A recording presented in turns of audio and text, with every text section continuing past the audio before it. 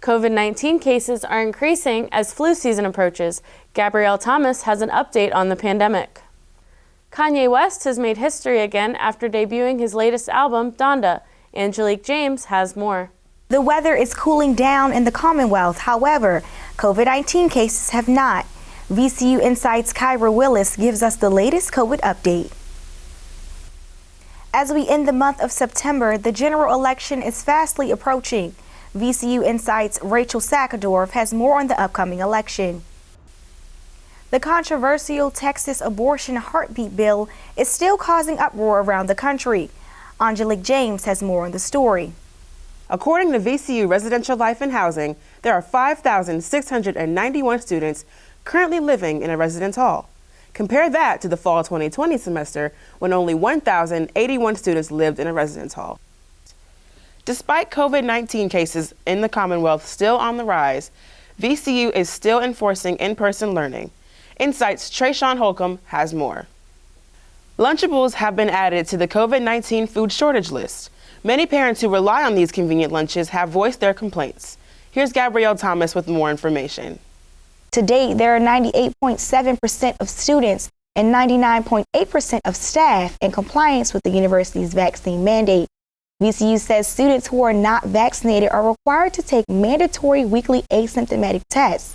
Reported cases have been decreasing since early October. While this month is Breast Cancer Awareness Month, Insight's Angelique James has more on the number of cases within the Commonwealth.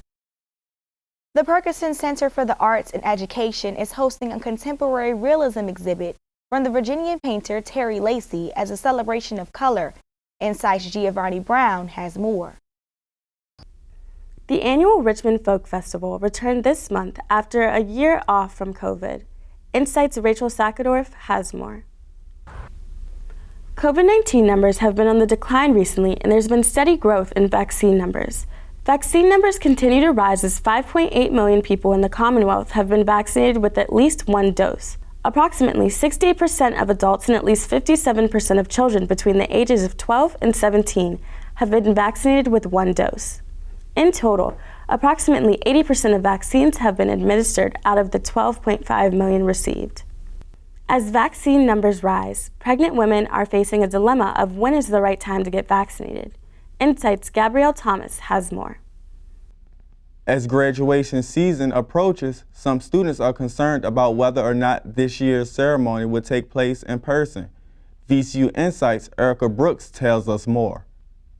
Thanks, Trayshawn. While COVID-19 cases fluctuate throughout the Commonwealth, VCU seniors don't know how to feel about the possibility of graduation not being in person.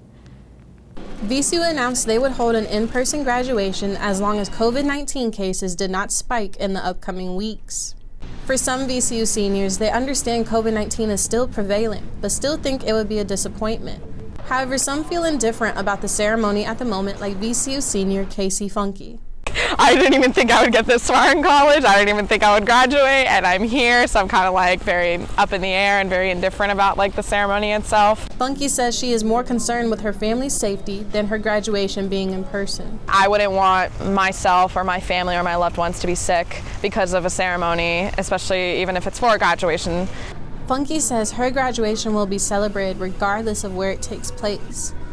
The idea of not having a graduation is something to look forward to for VCU senior Crystal Okafor. Her dream graduation would be to celebrate with friends and family on a more personal level. Something more personal, honestly, would be better than an actual graduation, in my opinion. VCU has notified students that graduation will be held at the Siegel Center and when they should expect more updates. In the meantime, seniors have been able to buy their caps and their gowns from the campus bookstore. I know my parents and my family would want to see me graduate on TV, I guess. Reporting for VCU Insight, I'm Erica Brooks. Back to you, Trayshawn. According to the Virginia Department of Health, there are 936,928 reported positive COVID cases in the state as of November 8th. Along with the rising cases, there have been 39,201 reported hospitalizations and 14,190 reported deaths due to COVID-19. VCU Ram Pantry is hosting their very own Field Day event to raise awareness for food insecurity. Insight's Erica Brooks has this story. Thanks, Kyra. VCU Ram Pantry sent out an announcement of their first ever Field Day. stating where students could sign up and participate. While being located in front of the student commons, participants were able to meet the RAM Pantry staff and have fun before finals.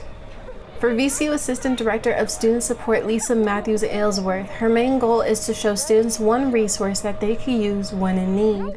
Roughly 35% of VCU students may be food insecure, and we're serving less than 1%. So once again, we have like 50 people a week, so it's really nothing compared to the number of students out there that could be benefiting from us. Matthews Aylesworth says while it was short notice, they were still able to send out invitations and spread the word.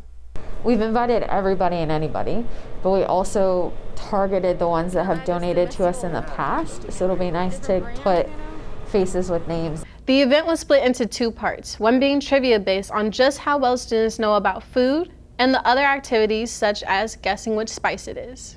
VCU junior Ben Little says it was a nice change from meeting his coworkers virtually last year. It's nice because with the whole COVID thing and Zoom, everything, you don't see your coworkers a lot. So actually most of these people I've never met.